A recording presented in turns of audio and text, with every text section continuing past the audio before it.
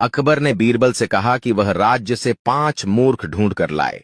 बीरबल ने खोज शुरू की और 1 महीने बाद केवल 2 लोगों को लेकर दरबार में पहुंचे।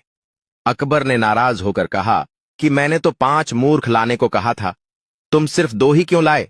बीरबल ने विनम्रता से कहा कि हजूर, 5 मूर्ख हाजिर हैं, बस उन्हें पेश करने की इजाजत दीजिए।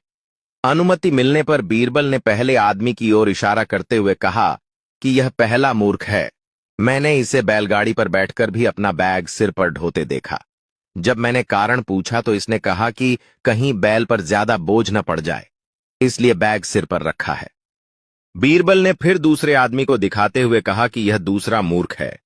मैंने इसे अपने घर की छत पर उगी घास खिलाने के लिए भैंस को छत पर चढ़ाते देखा।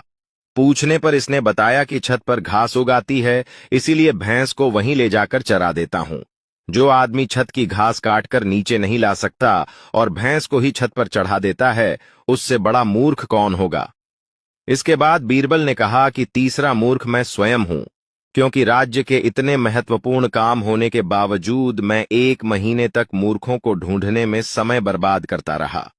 फिर उन्होंने अकबर की ओर देखकर कहा कि चौथे मूर्ख आप हैं, जहांपना, क्योंकि पूरे राज्य की जिम्मेदारी आपके कंधों पर है, फिर भी आपने मुझे ऐसा काम सौंपा जिसमें कोई लाभ नहीं।